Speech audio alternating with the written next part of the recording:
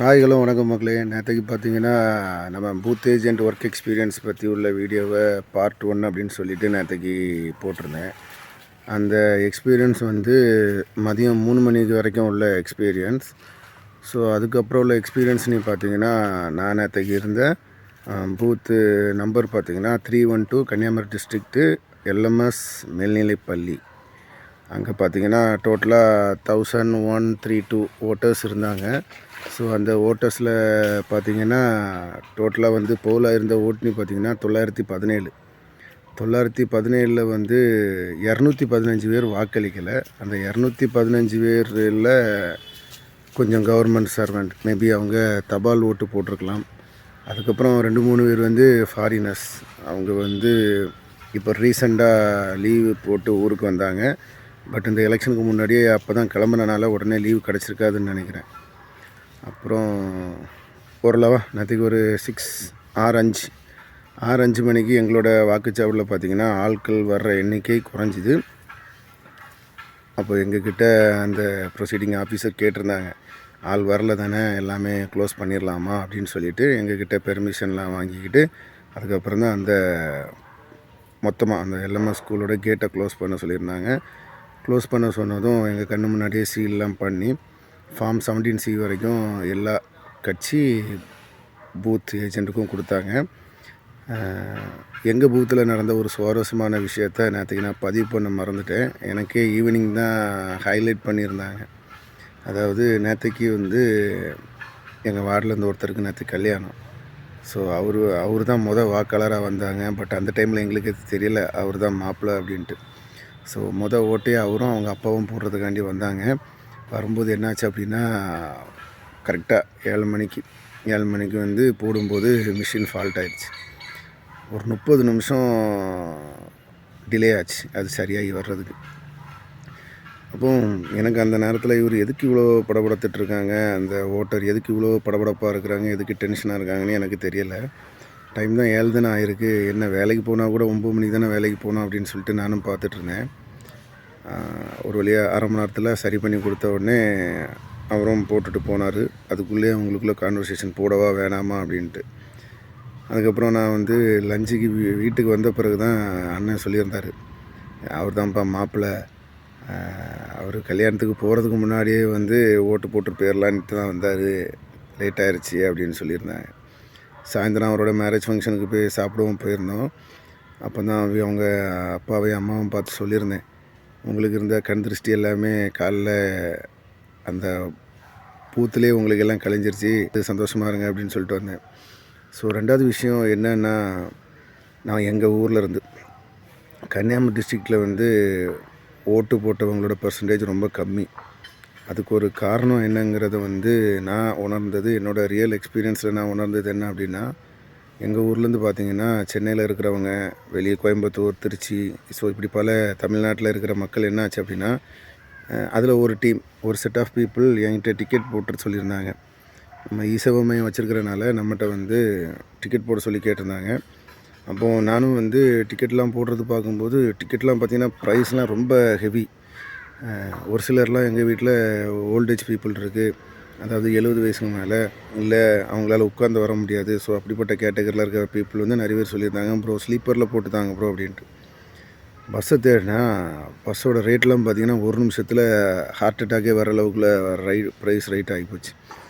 நார்மலாக வந்து 1100, 1300, ஸோ மிஞ்சி போனால் 1800 வரைக்கும் சார்ஜஸ் இருந்துச்சு.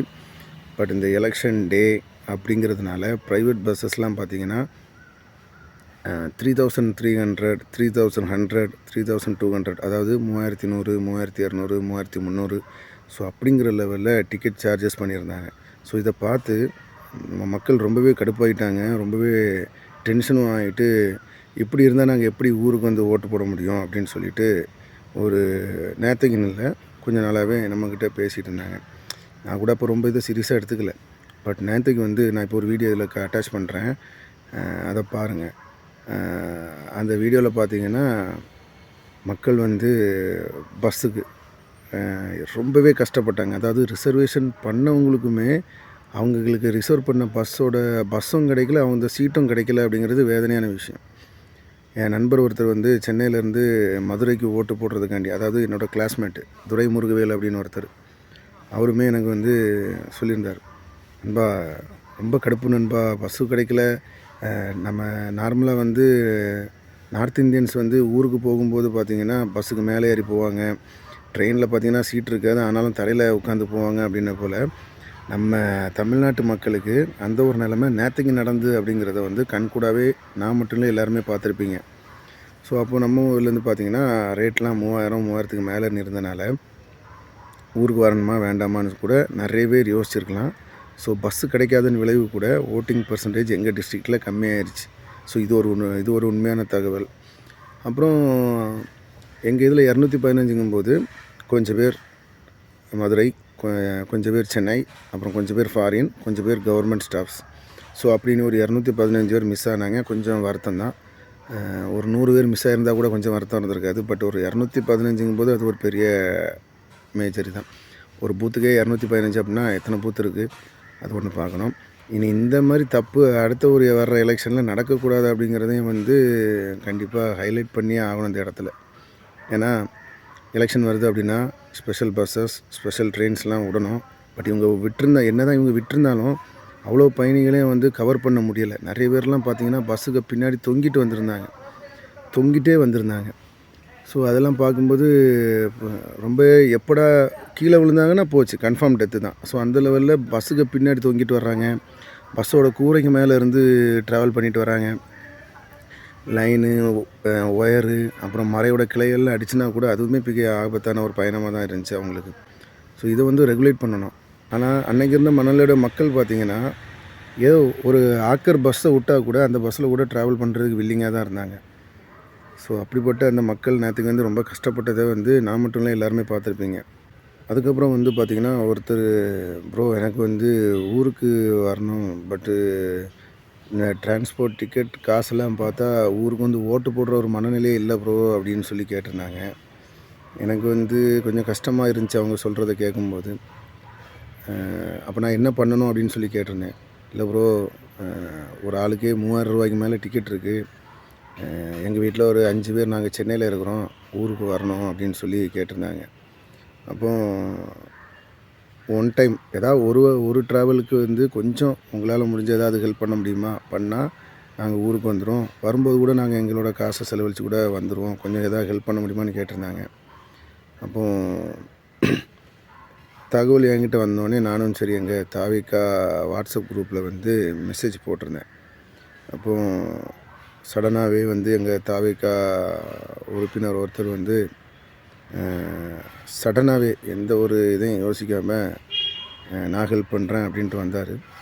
சொந்த காசில், கட்சி காசு இல்லை, சொந்த காசில். ஏன்னா அவர் வந்து போஸ்டிங்கில் எதுலேயுமே இல்லை, சாதா ஒரு உறுப்பினர் தான்.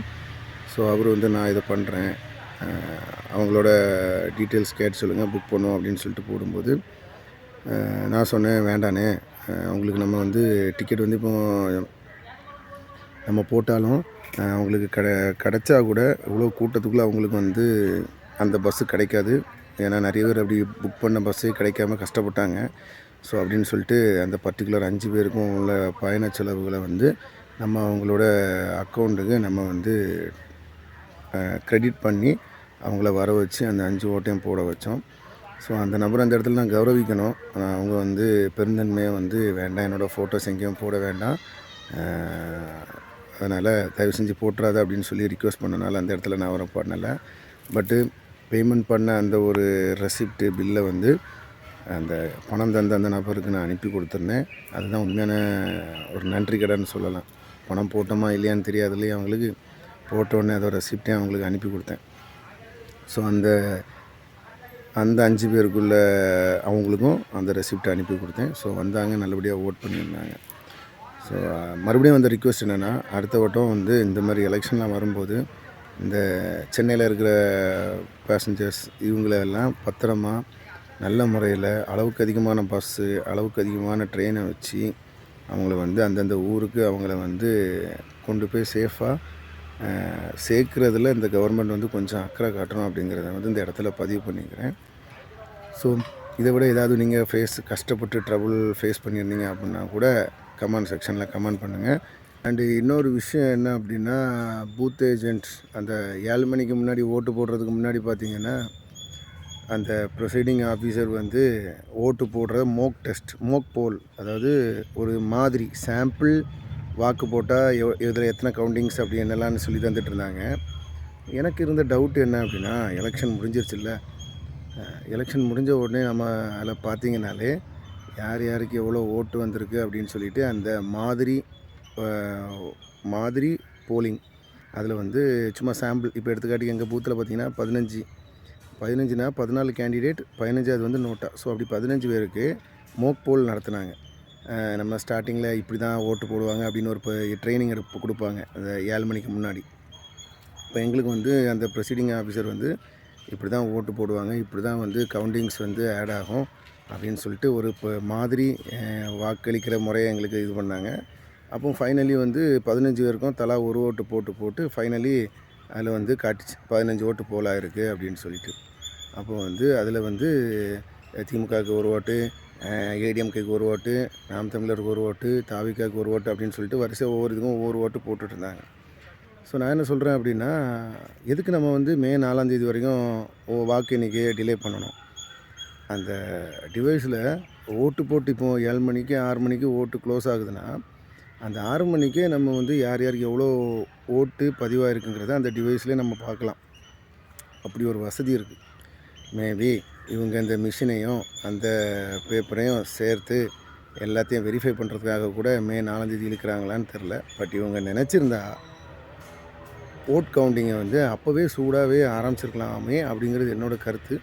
இனி வர்ற எலெக்ஷனில் அதை வந்து ஃபாலோ பண்ணால் நல்லாயிருக்கும். இது ஏன் அவ்வளோ டிலே பண்ணும்போது மக்களுக்கே ஒரு அதிருப்தி ஆகுது, ஏதோ முறைகேடு நடந்துருமா அப்படின்னு சொல்லிட்டு. ஏன்னா 4ஆம் தேதி வரைக்குங்கும்போது அது வந்து எந்தளவுக்கு இதாக இருக்கும் அப்படிங்கிறத நிறைய மக்கள் வந்து என்கிட்டையும் கேட்குறாங்க, மீடியாஸ்லேயும் போட்டுட்ருக்குறாங்க.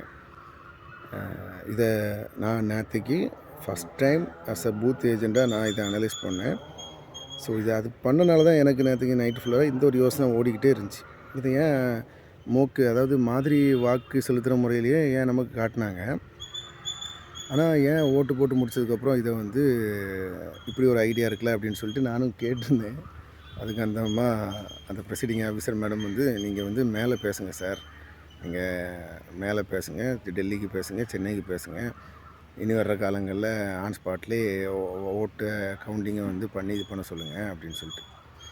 ஸோ அது ஒன்று மறுபரிசீலனை பண்ணால் நல்லாயிருக்கும்.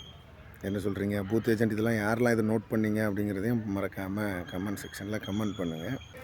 மீண்டும் இன்னொரு வீடியோவில் நம்ம சந்திக்கலாம். நன்றி, வணக்கம்.